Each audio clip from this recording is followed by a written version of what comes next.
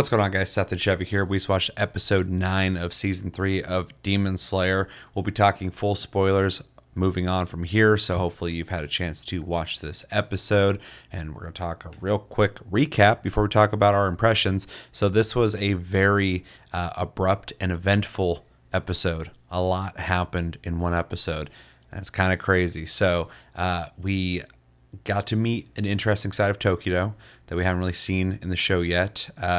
He is starting off the episode where we left off the last one, ready to fight the, is it the 5th upper rank? Or 4th? I think he's 5th, right? Yeah, he's 5. Yeah, he's an upper rank. He's up in the tree. He's down there talking to him. He had already cut him across the throat in the last episode. And so in this episode, Tokito is kind of talking shit to him. And the pot guy is talking shit to him. And there's a lot of exchange here in this episode. A lot of banter and a lot of taunting, which I thought was really interesting. But basically after some talk of, who's going to do what and who sucks more than the other person, they end up fighting. With a couple moves happening here, the upper rank demon uses an ability where what it's like, oh God, I forgot what he did at first. Because I was going to say he does the fish thing, but that was in his second form. But he does in his first form too many.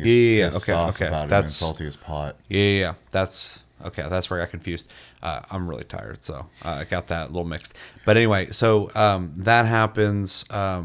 Basically, he pisses him off about the pot, and then he is able to strike at him at one point. He is able to shed his skin like a snake. Right before that, though, he was like extending his arms too, which is kind of gross. You super gross. Yeah. But anyway, he sheds his skin as Tokito goes to cut his neck pretty quickly. And he turns into essentially his final form, which as brief as it was to see it, I thought was a lot cooler looking. He's kind of a sea serpent snake thing. / merman. Yeah. Which was really interesting. He's got like a long tail they slid this around with. He's got like 2 arms now, which I think is a little more conventional than the little guys that he had before. Hands. Yeah, and then his head looked a little more demonic and less goofy. But yeah, so he turns into that. He's essentially saying that, did you really think I was, taking this serious at first? Implying that, now he's in his final form.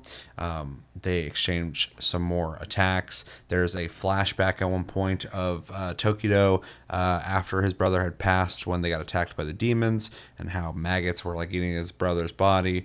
The maggots were starting to eat his body. That's how much he was just kind of like ready to go. When I forgot her name, Lady Amani. Yeah, the wife and the 2 girls come to essentially save him and rehabilitate him, and through that flashback we essentially get that he's sworn to kill demons, and he's going to do that here. So was it, man, I got the 2 parts of this fight mixed up. Is the second part where he shot the thing at him that was supposed to seep into his skin? Those fish in general just do that. Yeah.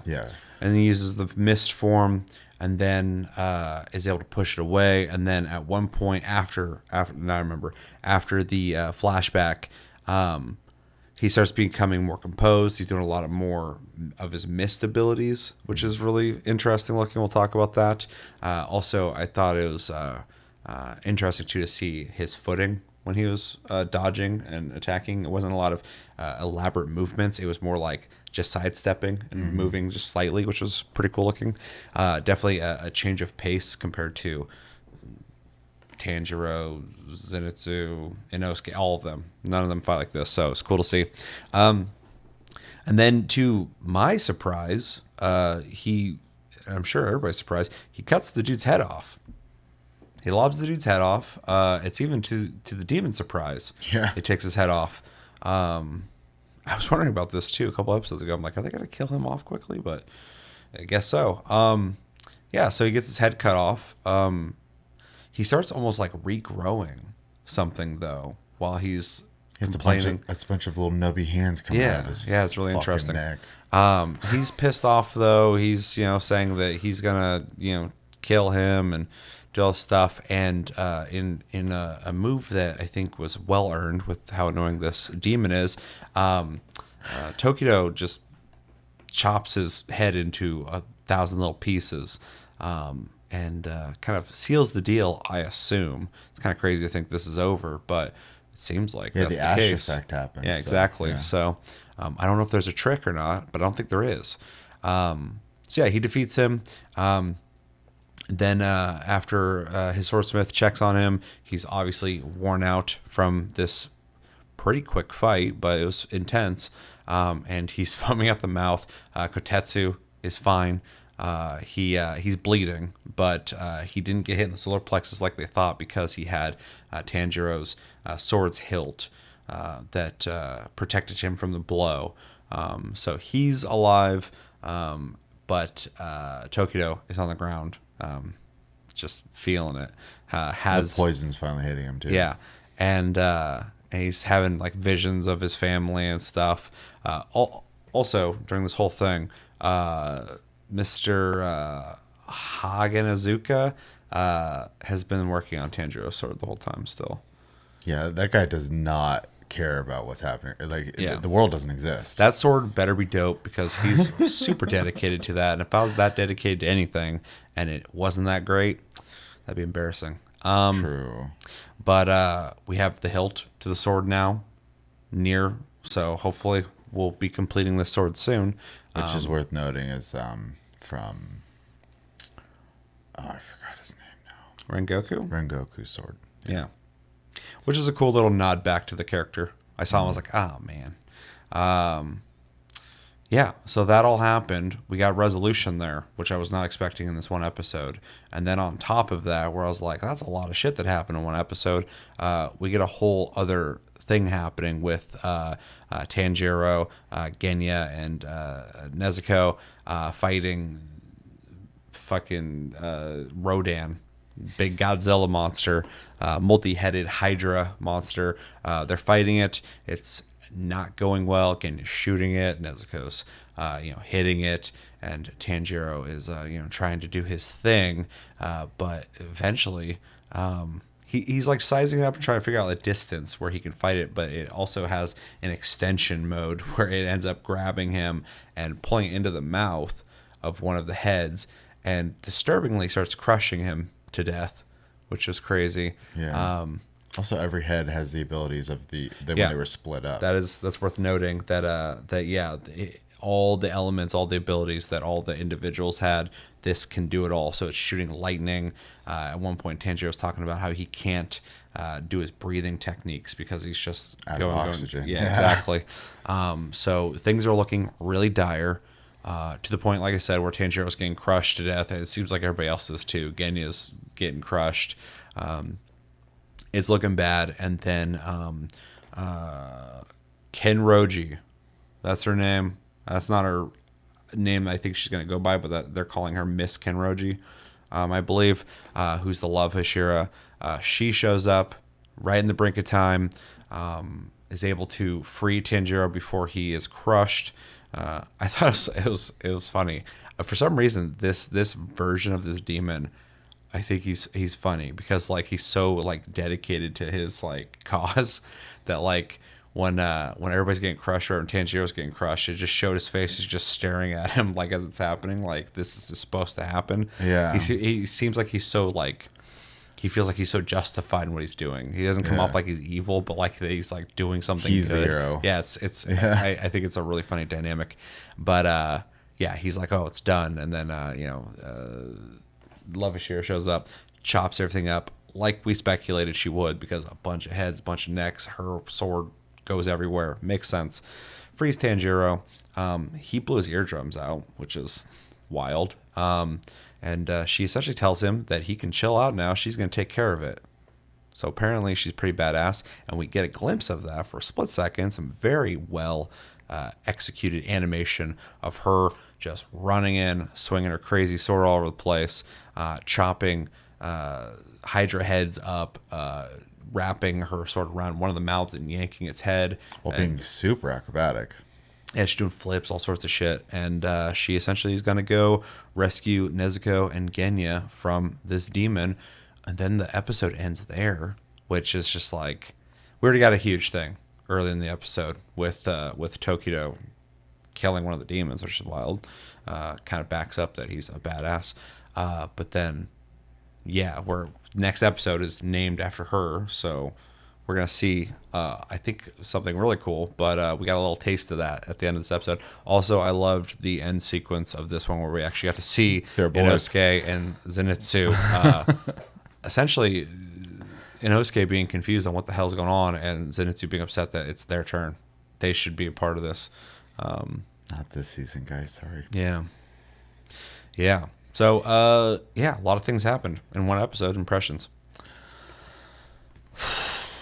I mean, it's hard for me to keep up. Yeah, that was a big episode. Yeah, this whole season's been that way though. Yeah. They're definitely heading, because I think after this, there's only one more season left of the show, and then it's over. Yeah, I mean that's one of the reasons why I was wondering if they're going to be killing off these upper ranks. Maybe it's fairly I quickly. Can't remember, but yeah, it's getting close to the end. Is because if there's one season left and there's 5 upper ranks and then Muzan. Yeah, you guys are wrapping that up. Yeah, for sure. Yeah, so I guess I'll start from the beginning for my impressions. I'm not going to go through all the details, obviously, because we just did that. Mm-hmm. But the fight between Tokito and the pot demon, number 5. The banter part was pretty funny. I also like how, since he got his memories back, he's just like a fucking little shitty brat now. All of a sudden, yeah, he's a completely different person. Yeah, it's weird. Even to the point where, like, the commercial splash screen, he's like doing the pull the eyelid down, and sticking tongue out thing or whatever. Yeah, there's a whole established character. They are just like, this is him, and it's like, is that? Because that's not who I've been seeing this whole season. So I was like thriving off his just level of confidence. It was insane. It came off confident, but also it seemed like he was trying to, and even the demon was like, oh, you think you're gonna, like, you know, get to me, essentially. But like he's checking him, essentially. He's getting in his head. Yeah, which is interesting. Well, and then he's like, even before like they started fighting, he's like, I'm going to behead you. Yeah, like there was no like question about it. He was just like, it's gonna happen. Like, this fight's already over.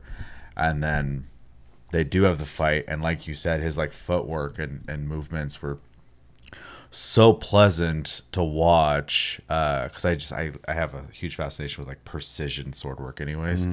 But that on top of like the crazy little effect they were doing with the red like shadow happening between the pot demon's attacks, it was like flashy with precision, kind of like mixed together. It was a really cool like mixture of fighting styles. Yeah, there's that scene where the demon was like on the offensive, and he was just like backing up, but he was just like taking these like steps out of the way. It wasn't like he was like jumping around and dodging. Movements, yeah, it was neat looking. So I loved that, and then I liked all this stuff with the fish, obviously, but he's been doing a lot of that anyways. But the like. And I'm glad they used the mist this way. I was kind of wondering if they were going to do something like this, but the refraction thing where he was like hiding himself in the mist, super cool. And then just probably one of the cleanest moments like the season's had so far, where he cuts that head off. It was just amazing. Yeah. So yeah, huge fan of the way they handled that. Also, he's not Tanjiro, because there was no like comforting him as he died. He just chopped him into bits and was like, go to hell. Yeah. I was like, damn. Yeah, he chopped the head off and then he sped the process up. Yeah. Totally different. But like they mentioned in his backstory, he's kind of fueled by rage. So which understandably so, because yeah, Tanjiro probably should be too, but he was raised very, very I feel like anybody who's fighting back against the demons has a pretty tragic story on why they even became it. So yeah, Tanjiro's a weird case because he just still appreciates the humanity of him. So, and then we go to the 5-headed confirmed wood Hydra thing, and that had a lot of really cool scenes. It was a really neat realization that all those abilities are now just controlled by this guy and how he chooses to hit the drums. Essentially, it was really gross when the wind fan hit the ground and clipped Tanjiro's foot and mangled it. Yep. Tanjiro's always getting fucked up. Yeah, it's a pretty common like thing in like modern shonens too. Because even like My Hero, the main guy, his fingers get all like bent in like 700 directions. It's like last season, Tanjiro's hand got broken. He got poisoned. Like, he's all fucked up. They're just ready to mangle the heroes in these shows now. So, which I'm here for. I hate when people are invincible. So I like when there's actual stakes. So, regardless of how real they are, they're the main character, right? But at least we get the illusion that they can be hurt. So yeah, it makes it fun, right? Like, I'm not gonna get too into it. Invincible's boring, unless it's parody like One Punch Man. But sure,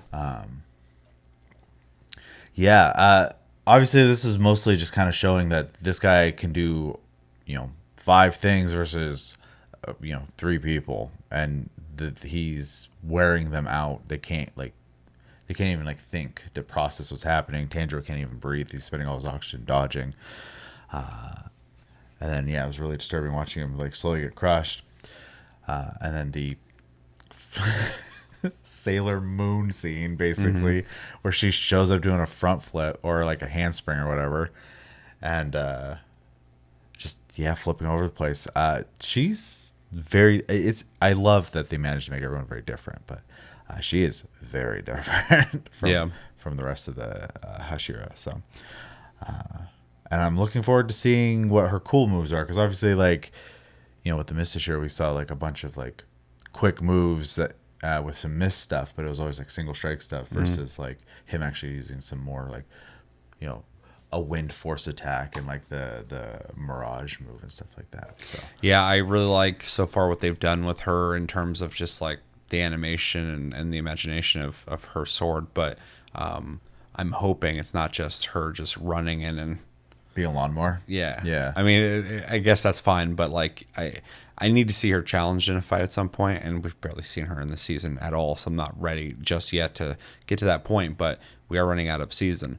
But also, if she does get tested, she'll have to use an ability, or some kind of move, and I definitely am curious about that. So yeah, I really hope so, because I think we only got like 3 episodes left this season, so 9. So 9, 10, 11, 12. Yeah. I'm sure it'll be the next 2 episodes, but because we always have to have the wind down and the prepping for the next season. So, I think the only thing about this season that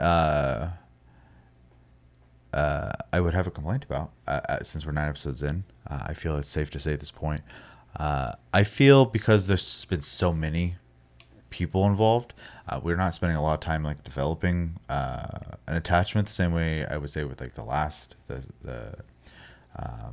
what was that, the Entertainment District arc.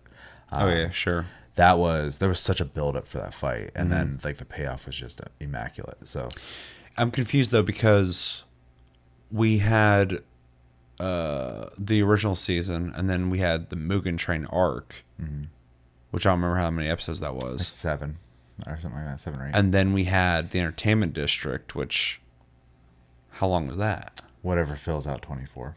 Yeah, and so shouldn't we be getting another half? It depends on how long this arc is. If it's a 12 episode arc, then no. Yeah, I just feel like, because they're not really doing traditional seasons the way they do their arcs. So yeah, I just feel like there's gonna be more than just the next like couple episodes, and so I feel like this might be a Mugen Train style thing into something else, but I don't know. Haven't read the manga, but I'm having a hard time believing that this season will just end at 12 and have some kind of hard resolution, but more so something that will transfer into something else. But we'll see. Yeah, because I do agree as well. Like we do got a background on Tokito, and we barely have any info on Kenroji, but we haven't got to really know these characters a whole lot. I forgot his name from the Entertainment District arc, but also Inosuke and Zenitsu. We spent like a lot of like downtime with them, getting to know them as well. So I don't think we really had that too much with Tokita a little bit in the beginning, but we didn't know anything about him because we weren't supposed to. And so yeah. Well, I mean, really, we still have time, but also there's like a bunch of other Hashira, and they might use. I don't know if they're going to or not, and we don't know how deep they'll get with them.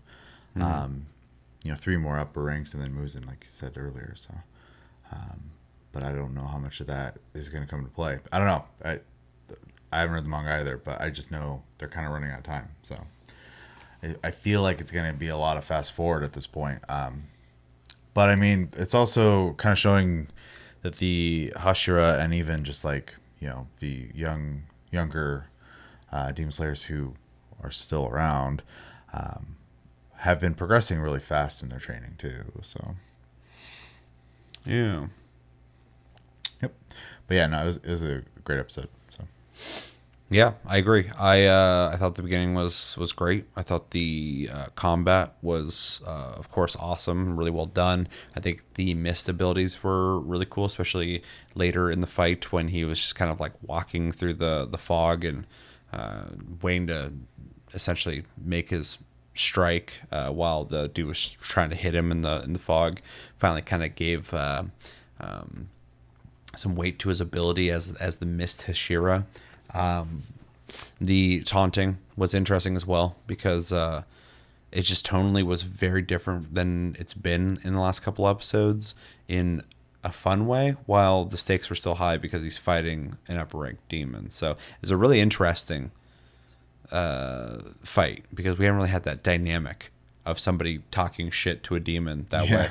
And the demon talking shit back. So it was a really interesting dynamic. And then we get the payoff of him killing the demon, which is really crazy, but it happened. And really curious about what happens with Tanjiro's sword. Hopefully he gets that soon. He's going to need it with the fight that's happening. But it's kind of amazing how much of this episode was just that Tokito fight, which if you're going to finish off the demon, we needed to have time with that. And I think we got plenty of it. But then like the end felt, I don't want to say rushed because it sounds negative, but it was a lot of shit happening at the very end of just like, everyone fighting this Hydra thing. And then the Love Hashira showing up. But that was a good payoff as well because it got me amped up for the next episode. I'm really curious to see what happens with that. Hopefully we get a cool fight scene at the very least. Maybe some background on this character. But yeah, it did feel kind of like just kind of a bridge almost because it starts off with everyone getting their ass kicked and then she shows up and it's just like, okay, now what's she going to do? So and that's what we're going to see in the next episode. But yeah, without kind of reiterating most of the stuff we've already talked about, I think it was a really solid episode. There's a lot that happened, and the animation was fantastic, of course, and the fight scenes were really good. And I'm just I'm happy with the variety we get with characters, abilities, combat. The show's got a lot of imagination. And so it's every episode's always fun. So yeah, really liked it, and can't wait to see what happens in the next episode. Hopefully, we'll see more Zenitsu and Inosuke too in the future. If whether it's at the end of the episode or maybe they'll show up. I think it's funny they even gave them a nod because we've watched multiple seasons now with them, and they just are not in this season. So. If you're fans of them, it's nice to know they exist still. So, but yeah, really good episode, and can't wait for the next one. Anything else? Nope. All right, let us know in the comments what did you guys think of episode 9 of season 3 of Demon Slayer. What was the big thing that stood out to you in this episode? What did you think about Tokito, his standoff with the upper rank demon. What do you think about how that was resolved? Do you think it's actually resolved? I feel like it is, but it seems really, really abrupt. And we think about what's happening with Tanjiro and company fighting the Hydra, and how do you feel about the Love Hashira coming in and saving the day? Do you think she's going to kick ass next episode? Do you think she'll get challenged by this dude? And what do you think about this demon and his ability to do all the moves? And yeah, unless you know where things are going, because of course we haven't read the manga, so please no spoilers. Let's speculate on what you think is going to happen. What do you hope will happen? And yeah, I think it's going to do it. I've been Seth, and this has been Chevy. Until next episode, we'll talk to you guys later.